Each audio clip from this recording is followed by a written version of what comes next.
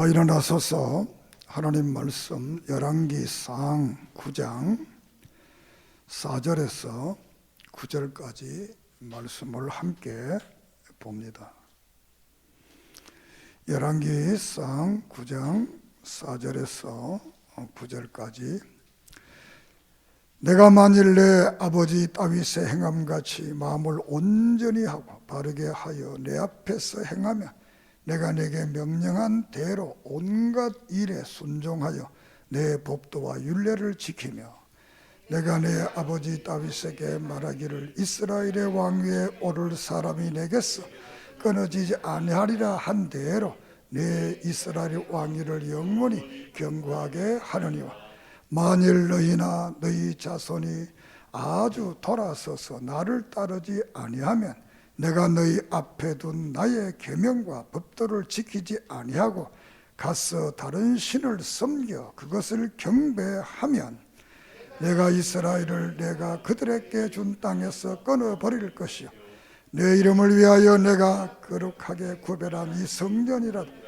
내 앞에서 던져버리리니 이스라엘은 모든 족속 가운데서 속담거리와 이야기거리가 될 것이며 이 성전이 높을지라도 지나가는 자마다 놀라며 비웃어 이르되 여호와께서 무슨 까닭으로 이 땅과 이 성전에 이같이 행하셨는고 하며 대답하기를 그들이 그들의 조상들을 애굽 땅에 인도하여 내신 그들의 하나님 여호와를 버리고 다른 신을 따라가서 그를 경배하여 섬김으로 여호와께서 이 모든 재앙을 그들에게 내리심이라 하리라 하셨더라. 아멘.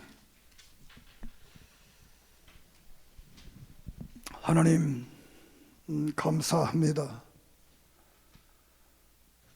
코로나 바이러스로 모든 사람이 위기를 느끼는 이때 우리에게 강하고 담대한 믿음을 주시고 어떠한 역경 속에서도 믿음으로 승리하는 하나님의 사람들 되게 해 주시옵소서.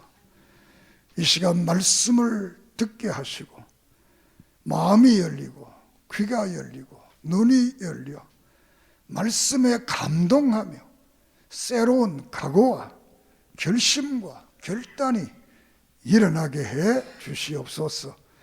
예수 그리스도 이름으로 이적과 기적과 능력과 권능과 신앙의 아름다운 간증의 역사들이 일어나게 해 주시옵소서.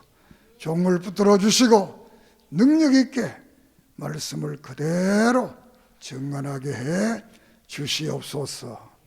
예수님의 이름으로 기도드립니다. 아멘.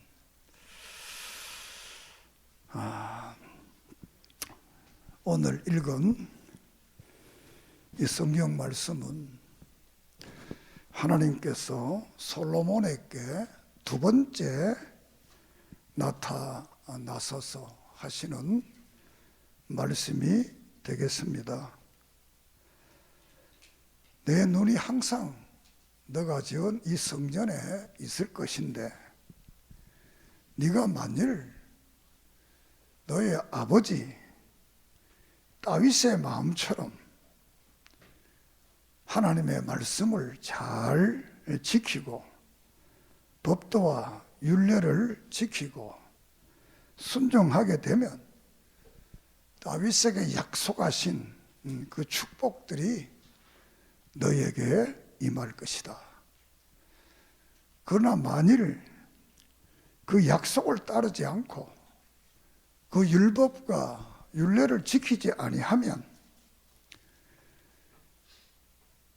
그 말씀에 있는 대로 하나님께서 너희를 모든 민족 속에 속담거리, 이야기거리, 비웃음거리가 되게 하겠다. 이렇게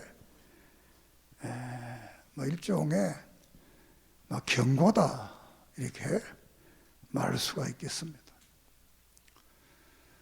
우리가 신명기 28장에 보면 말씀대로 살면 들어와도 복을 주고 나가도 복을 주고 너희들이 머리가 될지언정 꼬리가 되지 않겠다. 하나님의 성민으로서 축복하겠다. 만약 그렇지 아니하면 성경에 있는 모든 재앙이 너희들에게 임하겠다. 이렇게 성경은 말씀을 하고 있습니다. 이 열왕기상하는 누가 졌는지 저자는 성경이 밝히지 않고 있습니다. 이 성경에 쓰여진 연대는 저들이 바벨론에 포로 생활을 할 때 561년에서 537년 이 사이에 기록되었다. 이스라엘의 역사라는 것은 애굽에서의 400년, 광야에서 40년, 이제들이 가나안 땅에 와서 이제 왕국 시대와 분열 왕국 시대를 거쳐서 이제 바벨론 포로가 되어서 포로 생활을 70년 하게 되고 537년에 이제 고국으로 돌아왔어. 다시 나라를 재건하는 이런 역사로 구약 성경은 말라기를 통해 이렇게 마무리하고 있습니다. 이 포로지에 있는 이 이스라엘 백성들이 하나님 앞에 질문을 합니다. 그 질문이 뭐냐 그러면 어떻게 하나님의 선민이 나라를 잃고 이렇게 이방의 포로 신세가 되었는가 라는 질문을 합니다. 두 번째로는 그러면 하나님이 이방신보다 나약한가? 이방신이 더 힘이 센가? 이 질문을 하게 됩니다. 그리고 세 번째로는 아직도 하나님의 언약, 성경의 약속이 유효한가? 라는 세 가지 질문입니다. 어떻게 하나님의 백성이 이렇게 포로 신세가 됐나? 하나님이 이 바벨론의 이 말뚝신보다 더 못한가? 아직도 하나님의 언약의 약속이 우리에게 유효한가? 이렇게 질문을 하는데 이 질문은 어떻게 오늘 우리들도 하나님 앞에 이런 질문을 하고 있습니다. 그때 이 열왕기상하를 기록한 이 선지자는 너희들에게 포로 생활하게 된 것은 하나님이 힘이 없고 나약해서가 아니고 너희들이 죄를 지어서 죄의 심판으로 여기 와서 심판받고 있는 거다. 그리고 하나님의 언약은 지금도 유효하다. 이 하나님의 언약은 지금도 유효하다는 거예요. 그러면서 이 열왕기상하와 역대상하가 이 내용의 구조가 대조적으로 되어 있습니다. 이 열왕기상하는 성경을 부정적으로 기록을 했다. 열왕기상하는 긍정적으로 기록을 했다. 이렇게 우리가 말을 합니다. 그래서 이 열왕기상하는 이 북쪽 이스라엘을 중심으로 해서 이 왕들이 잘못한 것을 지적을 하고 그 잘못한 것 때문에 이렇게 됐다. 이렇게 말. 그 역대상하는 남쪽 유다의 역사를 중심으로 하면서 이렇게 믿음으로 살면 지금 너희들도 복을 받는다. 그렇게 해서 역대상하는 긍정적으로 기록을 하고 있습니다. 이런 말씀을 보면서 우리가 인생을 살아가면서도 이 세상을 부정적으로 볼 건가, 긍정적으로 볼 건가, 이것은 대단히 중요한 것. 우리가 한 인생이 이 땅에 태어나서 자기의 준 수명대로 사는 거예요. 사는데 부정적으로 불평불만하고 사는 사람은 인생은 한순간도 행복할 수 없습니다. 감사하며 믿음으로 긍정적으로 사는 사람은 어려움과 나쁜 환경 속에서도 천국을 이룰 수가 있고 행복을 이룰 수가 있습니다. 그러므로 예수 그리스도 안에서 너희들은 옛사람이 아니고 새사람이다. 새사람은 새사람의 생각을 가지고 오늘부터 우리 인생을 살아가면서 너무 부정적인 거 보지 말고 믿음으로 긍정적인 역사를 보는 그런 눈을 가지기를 주의 이름으로 축복합니다. 우리가 누가복음 15장에 탕자에 대한 말씀이 나옵니다. 똑같은 아버지를 두고 한 아들은 아버지는 되게 인색하다는 거예요. 인색하다. 나와 내 친구를 위해서 염소새끼 한 마리 안 줬다는 거예요. 그런데 또 한 아들, 둘째 아들은 아버지의 재산을 반을 갈라서 먹어버려 놓고도 우리 아버지는 부자다. 내가 여기서 줄여 죽지 말고 부자 아버지 찾아가야 되겠다. 똑같은 아버지입니다. 그런데 그 성경의 마지막에 역사를 보면 이 둘째 아들은 아버지의 잔치상에 앉아서 맛있는 음식을 먹고 연락을 즐기는데 한 아들은 대문 바깥에 있어서 불평하고 있어. 불만하고 있어. 그때 아버지가 이런 말을 합니다. 야, 이 모든 것이 너 거 아니냐? 너 동생은 죽었다가 살아왔으니까 기뻐하며 즐거워하는 것이 마땅하지 않느냐라는 것. 우리가 다 같은 하나님을 믿으면서도 다 같은 대한민국에 살면서도 어떤 사람은 끊임없이 불평, 불만, 원만하고 살아요. 어떤 사람은 늘 감사하며 기뻐하고 사는 것. 어떤 사람의 삶이 아름답겠습니까?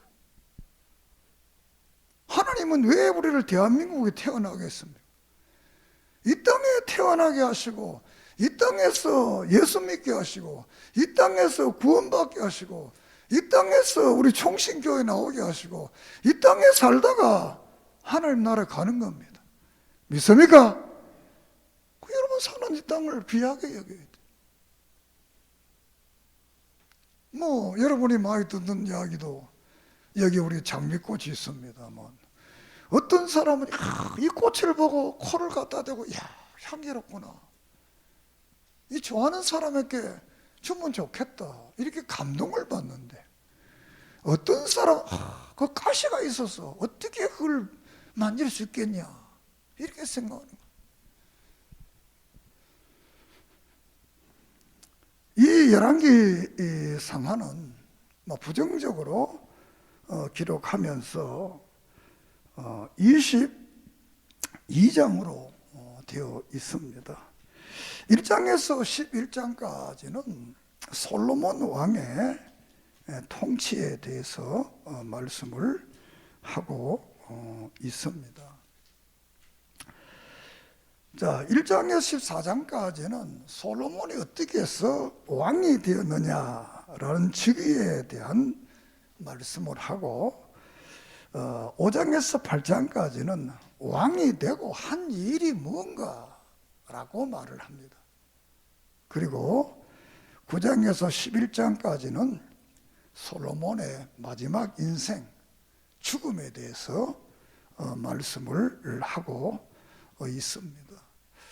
1장의 배경은 다윗이 나이 많았다, 늙었다 이렇게 시작하면서 왕위 갈등이 일어나게 됩니다. 이 앞에서 이 압살롬이 반역을 일으켰는데 여기서는 이제 아도나이라는 이 아들이 또 반역을 일으킵니다.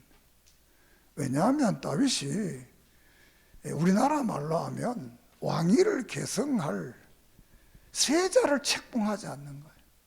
그러니까 다윗이 나이가 많으니까 세를 모아가지고 이제 왕이 되겠다고 하는 이런 반역의 역사가 여기 1장에 기록됩니다. 그래서 이 아도니아는 반역하면서 요압과 아비나달 이렇게 9세대를 함께해서 반역을 일으킵니다. 그리고 이 솔로몬은 이제 신세대라고 하는 분이냐 사독, 나단 이런 신세대와 하나가 됩니다.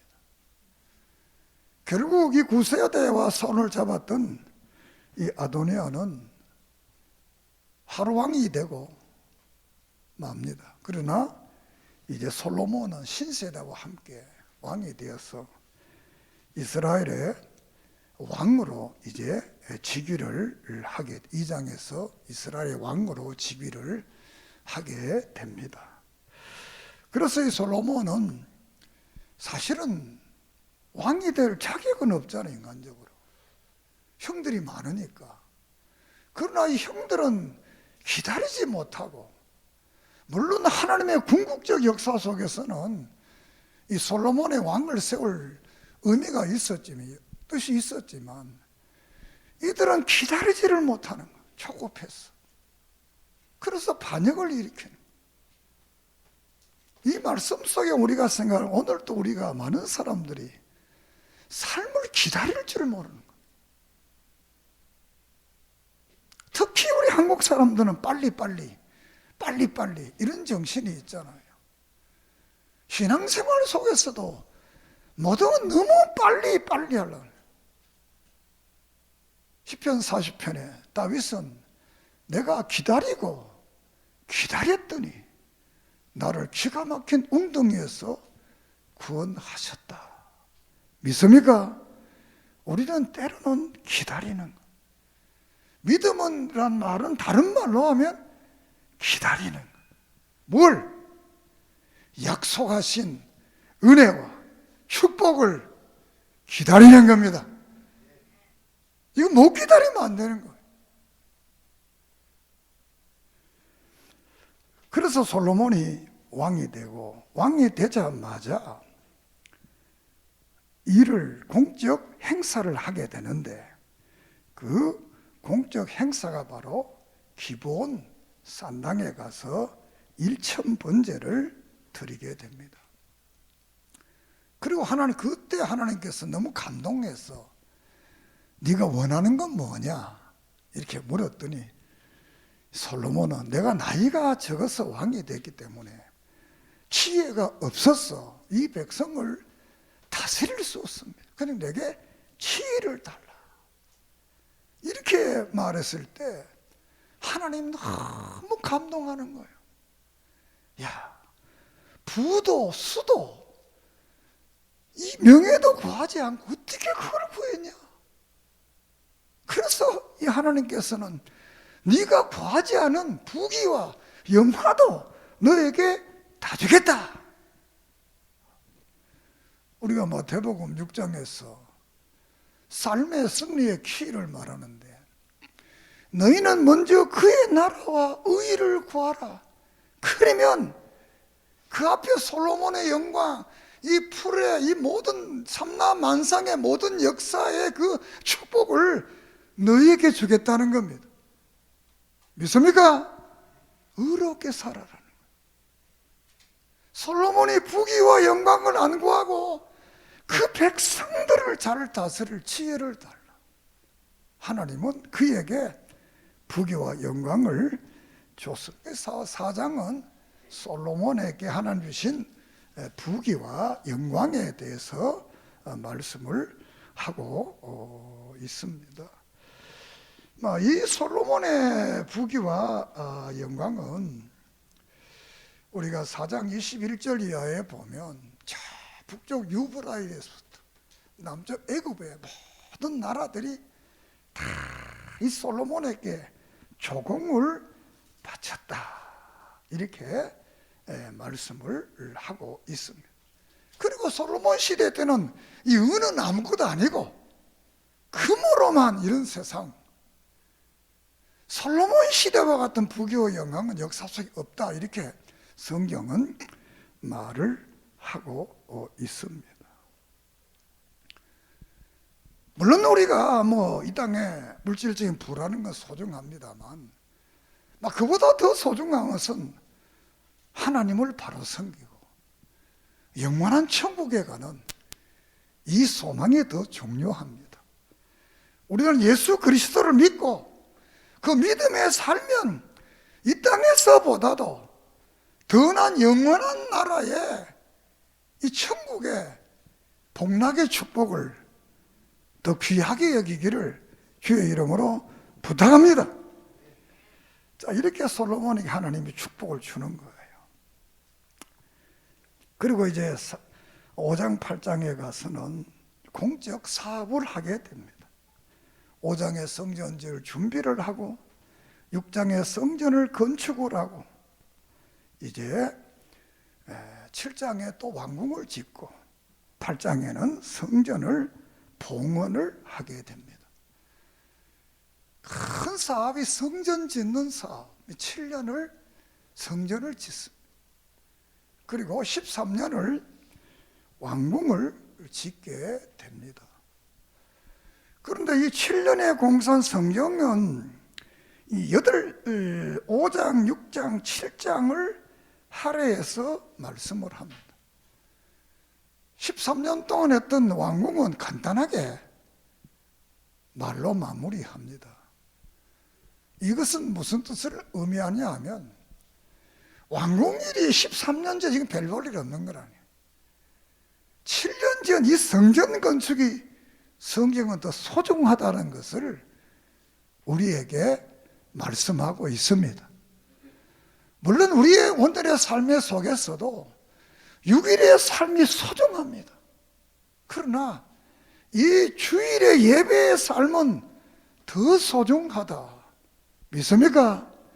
이 주일의 예배의 삶이 없으면 6일의 삶은 아무 의미가 없는, 이것이 십계명 제4계명의 해석이고 말씀.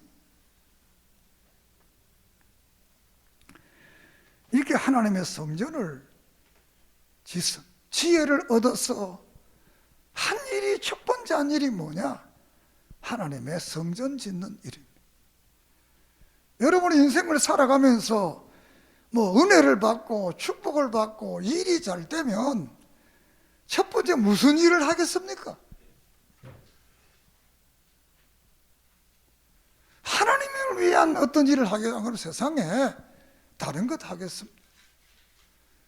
우리는 여러분이 하나님께 좋은 것을 받고 복을 받으면 주를 위해서, 교회를 위해서 먼저 생각하는 첫 생각의 소중성을 가지고 인생을 살아가면 하나님은 절대로 여러분을 버리지 않고 끝까지 축복하시고 사랑하시고 그 복을 지켜 주실 줄을 믿습니다. 이렇게 성전을 짓고 봉헌을 이제 하면서 솔로몬이 7중 기도를 드립니다. 하나님, 이 성전에 와서 기도할 때 우리를 공의로 판단해 달라. 두 번째는 여기서 기도하면 우리의 모든 죄를 사해 달라. 세 번째는 이 땅에 가뭄이 왔을 때 이 성전에서 기도하면 그 가뭄이 없고 비가 오게 해달라. 그리고 이방인들도 이 성전에 와서 기도하거든 그 기도를 들어달라.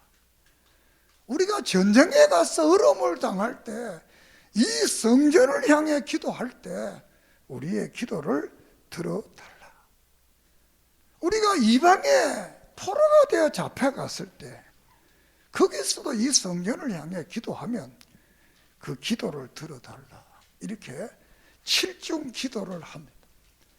그때 하나님께서 불의 응답으로 영광이 가득한 이런 역사의 응답을 확인하게 됩니다. 우리는 이 성전이 배려온 하나님의 교회가 되었습니다. 그렇다면 이 성전에서 우리가 기도하고 예배드리면 하나님은 우리의 모든 삶에 공의로 판단해 주시고 우리의 모든 죄를 사죄해 주시고 가뭄과 재앙과 전쟁과 역경과 환난 이 모든 것에서 우리를 구원케 주심을 믿습니다. 그렇기 때문에 늘 교회 생활이 신자의 복된 생활. 출애굽의 역사 속에 늘 성막을 중앙에 두고 머물렀던 것처럼 이제 이 솔로몬의 성전이 세워짐으로 중앙성소제도 오직 예루살렘 성전을 바라보면서 이스라엘 백성들은 그 삶을 살아갔던 겁니다. 여러분들이 외국의 영화를 유럽이나 미국의 영화를 보면 그 동네가 생겨나면 교회가 먼저 세워집니다. 그리고 교회 중심으로 길이 다 나게 됩니다. 여러분이 유럽에 가보면 다 그렇습니다. 왜 그러냐? 교회 중심으로 살아가겠다는. 우리가 창세기 26장에 이삭이 계속 우물을 파서 빼앗겼지만 26장에 이삭의 삶이 가치관이 바뀌잖아요. 그 전까지는 우물을 파고 장막을 짓고 제단을 삼는데 그때 은혜를 받고 하나님을 만나고 이삭은 첫째로 하는 일이 제단을 쌓고 장막을 치고 우물을 팠더니 샘물이 났더라. 그때부터 이삭의 인생은 형통한 인생이 되었습니다. 우리의 인생의 삶에서 삶의 순위를 어디에 두느냐? 소중한 것. 솔로몬이 삶의 순위를 예배드리는 거, 성전 짓는 데 뒀을 때는 유브라에서부터 애굽의 모든 나라들이 조공을 바쳤고 그들의 삶 속에서는 이 은이 돌같이 금으로만 사용된 이런 역사, 방패까지도 금으로 만드는 이런 역사에 축복을 하나님께서 허락했던 것. 그러나 이 솔로몬의 역사 속에서 보면 9장에서 11장까지 하나님이 이제 오늘 읽은 말씀 경고를 합니다. 왜? 이것은 경고입니다. 왜? 이제 신호가 오는 거예요. 신호가. 다윗에 대해 말 암몬의 수치를 당할 신호라 그래. 신호가 오는 거예요. 그런데 솔로몬은 이때 이제 하나님 마음이 이제 하나님께로 떠나는 겁니다. 왜? 하나님이 너무 축복을 하니까 이 축복을 통해서 더 하나님을 잘 섬기고 더 하나님을 위하는 것이 아니라 하나님을 떠나게 되는. 그래서 네가 떠나게 되면 웃음거리, 이야기거리, 속담거리가 되겠다고 합니다. 그리고 10장에 시바 왕이 솔로몬을 찾아오게 됩니다. 많은 선물을 가지고 찾아와서 이 솔로몬에게 하는 말이 우리가 한번 10장 10절을 한번 읽어봅시다. 10장 10절 시작. 복되도다 당신의 사람들이여, 복되도다 당신의 이 신하들이여, 항상 당신 앞에 서서 당신의 지혜를 들으미로다. 정말 이런 지혜로운 말을 듣는 백성이 얼마나 복되고 부러운가. 이렇게 정말 솔로몬에 대한 지혜를 그 말은 듣던 것보다 더 멋지다는 거예요. 이런 그 부귀와 영광을 줬는데 이 솔로몬은 이제 결국 교만해져서 그의 마음이 하나님을 떠나게 됩니다. 우리가 11장 9절을 11장 9절 솔로몬의 마음이 돌려 이스라엘 하나님 여호와를 떠남으로써 여호와께 그에게 진노하시니라. 여호와께서 일찍이 2번이나 그에게 나타났다. 이 솔로몬이 이제 10장에 가면 교만해져서 하나님에게 마음이 떠나버려. 자기 하나님 떠나는 거. 앞에서 이사야서 39장에 보면 이 히스기야가 그 앞에서 아수르의 전쟁에서 이깁니다. 그리고 생축음에서 생명을 15년 동안 연장을 시킵니다. 그때 누가 찾아오느냐? 바벨론 사신들이 찾아옵니다. 그들이 찾아와서 이 히스기야를 막 치켜 세웁니다. 그러니까 히스기야가 막 교만해져 가지고 모든 걸 다 보여요. 그것 때문에 자기의 다음 세대가 70년 포로가 되는 이런 별미를 제공하게 되잖아요. 솔로몬의 시바 양이 찾아와서 이 어마어마한 예물과 그걸 너무 교만해져 가지고 결국은 그의 마음이 하나님을 떠나게 되고 그것으로 말미암아서 많은 우상을 만들게 되는 이런 결과를 가져오게 됩니다. 그렇게 해서 결국은 솔로몬은 인생을 아름답지 않게 마치게 됩니다. 그러나 솔로몬이 구원을 받았냐 안 받았느냐 이 문제는 우리가 전도서를 볼 것 같으면 솔로몬은 구원을 받았다 이렇게 볼 수가 있겠습니다. 그래서 우리는 늘 인생을 살아가면서 세상 것으로 내 마음을 채우지 말고 하나님의 것으로 내 마음을 채우는 그런 은혜가 있기를 바랍니다. 세상 것이 내 마음에 가득 차 있으면 하나님의 것이 찰 수 없습니다. 세상 것을 드러내야 하나님의 것이 내 속에 가득 차게 되면 그 하나님으로부터 오는 축복과 은혜를 우리가 누릴 수 있고 경험할 수 있고 간증할 수가 있습니다. 자, 이렇게 해서 하나님께서 이 솔로몬에게 10장에 나라를 이제 갈라버리겠다 이렇게 말을 합니다. 그렇게 12장에 23장까지는 통일 왕국의 분열에 대해서 이제 나라가 분열된 역사에 대해서 말하고 북쪽 이스라엘의 역사를 이 아합왕까지의 역사를 기록을 하고 있습니다. 자, 이제 11장에 솔로몬이 죽고 12장에 그의 아들 여로보암이 왕이 되는 겁니다. 르호보암이 왕이 됩니다. 그때 여로보암이라는 사람이 북쪽을 대표해서 이 여로보암에게 와서 우리에게 세금을 감해주고 부역을 감해주면 우리가 충성하겠다. 솔로몬이 너무 성전 짓고 이 건축하는 13년이나 이 건축을 했으니까 얼마나 힘이 들었겠어요. 그 좀 감해달라 그러면 잘 섬기겠다고 그랬는데 이 르호보암이 신세대의 말을 듣고 더 악정을 하게 됩니다.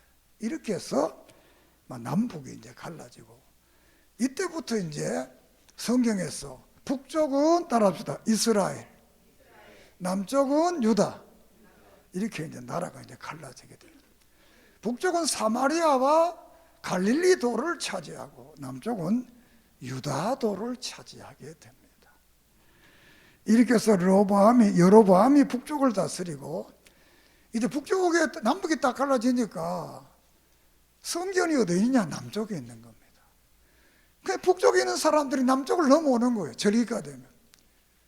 그러니까 이 여로보암이 넘어가지 못하도록 북쪽에다 이제 사마리아에다 금송아지, 단에다가 금송아지 이런 것들을 만들어 놓고, 절기를 성경적 절기가 아니고 자기 마음대로 다 바꾸어서 이제 남쪽으로 내려가지 못하도록 하는 이런 정책을 쓰게 됩니다. 다시 한번 우리나라도 보면 이제 8월 15일 광복이 되고 남북이 38선을 딱 갈라졌잖아요. 처음에는 그냥 왔다 갔다 했는데 북쪽 사람들이 처음에 남쪽을 넘어, 그러니까 못 넘어가려고 이제 막아서 지금 38선에 철책천이 성행하게 되었잖아요. 그렇게 해서 이제 여로보암이 북쪽에 대해서 악정을 하게 되고, 물론 남쪽에 르호보암도 악정을 하게 됩니다. 그래서 14장에서는 징계를 하게 됩니다. 북쪽에는 여로보암의 아들이 죽습니다. 그리고 남쪽에는 애굽이 쳐들어와서 전쟁이 일어나게 되는 이런 징계를 14장에 하게 됩니다.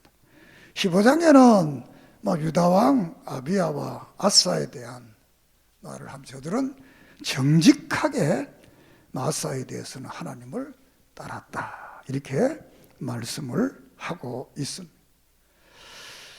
자, 그리고 16장에 와서는 이제 북쪽의 왕, 이제 아합이 왕이 됩니다. 이때는 이름이 7대, 세월이 역사가 7대 왕이, 7대 왕조가 이제 아합이 되고, 17장, 19장 아합의 종말까지를 말씀을 합니다.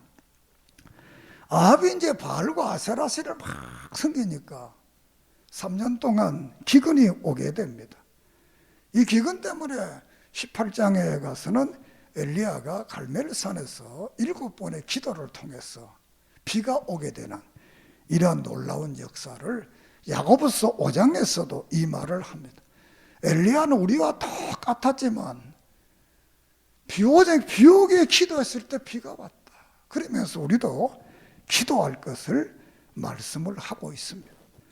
그리고 19장에서는 엘리야에게 사명을 줍니다. 네가 사명이 세 가지인데, 하나는 북쪽에 있는 왕 이 에후에게 왕이 되도록 기름을 부어라. 그리고 아람 왕 하사엘을 기름을 부어서 아람 왕이 되게 해라. 그러니 하나님께서는 이방의 왕도 하나님이 세우고 이스라엘의 왕도 하나님이 세우고, 그리고 세 번째는 이제 너가 갈 때가 됐으니까 제자 엘리사를 기름 부어서 제자를 삼아라. 이렇게 세 가지 사명을 주는데, 이 세 가지 사명을 엘리야가 잘 감당을 하게 됩니다. 그리고 20장에서 22장까지는 아랍과 북쪽 이스라엘 사이에 전쟁이 벌어지게 됩니다. 하나님께서 은혜를 줘서 아랍과 전쟁에서 아합이 이기게 합니다. 그런데 베나단 왕을 죽여라 살려줍니다. 그래서 책망을 받게 되고, 21장에서는 나봇이라는 사람이 기업이 있는 이 기업을 빼앗습니다. 그래서 이 어려운 나봇을 죽입니다. 이런 일을 통해서 하나님께서 아합을 책망합니다. 그때 아합이 회개를 합니다. 그래서 하나님께서 회개할 때, 그래, 잘못을 깨달았으니까 너 가문이 망하는 것을 너는 보지 않게 하겠다고 말을 합니다. 그래서 22장에 가서 아랍과 전쟁이 다시 일어나서 하사엘에 의해서 아합이 전사에서 죽게 됩니다. 여기서 귀중한 것은 이제 이 아합과 남쪽에 있는 이 여호사밧 왕이 서로 사돈지간입니다. 이때 이제 사돈지간이니까 연합해 가지고 아합과 전쟁을 할 때 북쪽에 하나님의 선지자들에게 물어보는 거예요. 그러니까 북쪽에는 400명의 선지자들이 나와가지고 지금 전쟁에 가면 이긴다, 승리한다, 이렇게 말하니. 그런데 그 중에 이제 한 사람, 다른 사람 없느냐, 이렇게 이제 아합이 여호사밧이 이제 물어보게 되는 겁니다. 그때 미가야라는 선지자가 진짜 선지자인데, 이 선지자는 전쟁하면 죽는다, 가지 말아요. 그렇지만 이들이 전쟁에 가서 결국은 아합 왕이 죽게 됩니다. 이렇게 해서 죄의 결과로 이 아합이 죽게 되고, 이제 그 다음에 열왕기 하에서 이제 북쪽 이스라엘의 마지막 역사를 말씀을 하고 있습니다. 이제 말씀을 마치려고 합니다. 이 성경서의 가장 소중한 것은 여호와 보시기에 악을 행했다라는 단어, 두 번째로는 여로보암의 길을 갔다라는 이 단어, 또 하나의 단어는 이 여호와 앞에 정직했더라는 말씀, 그리고 다윗의 길을 갔다라는 말입니다. 한번 따라해 봅시다. 여호와 보시기에 악을 행했다. 여로보암의 길로 갔다. 여호와 앞에 정직하더라. 다윗의 길로 갔다. 이 믿음의 사람은 하나님 앞에 늘 정직했고, 다윗의 길, 말씀과 율례를 따르는 삶을 살았다는, 그 사람들은 하나님이 축복했다는 거예요. 반대로 여로보암의 길을 간 사람, 여호와 보시기에 악을 행하는 사람들은 심판을 받았다는 거예요. 오늘 21세기를 사는 우리들은 그 하나님은 어제나 오늘이나 영원토록 동일하다, 이렇게 히브리서 13장에 말합니다. 오늘도 우리가 하나님 앞에 정직하고 다윗의 길을 걸어가면 하나님 우리를 책임져 주십니다. 그렇지 않고 여호와 보시기에 악을 행하고 여로보암의 죄악된 길을 걸어가면 역사 속에서 심판을 받는다는 것. 이 솔로몬이 왕이 되어서 하나님 중심으로 제단을 쌓고 성전을 세웠을 때는 이 유브라데에서 애굽까지의 그 나라들이 조공을 바치고 금은보화가 차고 넘쳤지만, 그가 타락되었을 때, 하나님을 버리고 떠났을 때 그 모든 것들은 이제 사라져가는, 나라도 반을 갈라서 북쪽은 다른 사람이 다스리고 남쪽만 다스리는 이런 역사를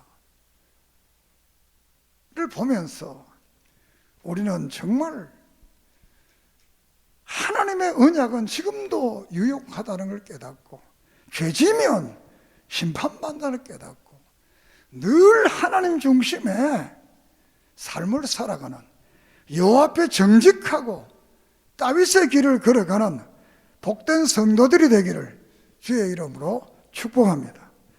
기도드리겠습니다. 하나님 감사합니다. 오늘 이 열왕기상을 통해서 이 역사를 보면서 오늘의 우리의 역사 속에서도 이 하나님의 뜻을 바로 깨달아 솔로몬이 하나님 중심에 살 때는 놀라운 지혜, 놀라운 축복과 놀라운 역사의 주인공이 되었지만, 그의 마음이 하나님을 떠나고 죄직으로 말미암아 나라가 분열되고 심판되는 이 역사를 보면서 우리는 과연 어떤 길을 걸어가야 될 것을 깨닫게 하시고, 하나님 보시기에 악을 행하지 않고 여로보암의 길을 걸어가지 않고 여호와 앞에 정직하여 다윗의 길을 걸어가는 믿음의 사람들 되게 해 주시옵소서. 특별히 세상을 믿음으로 긍정적으로 보며 살아가게 해 주시옵소서. 예수님의 이름으로 기도드립니다. 아멘.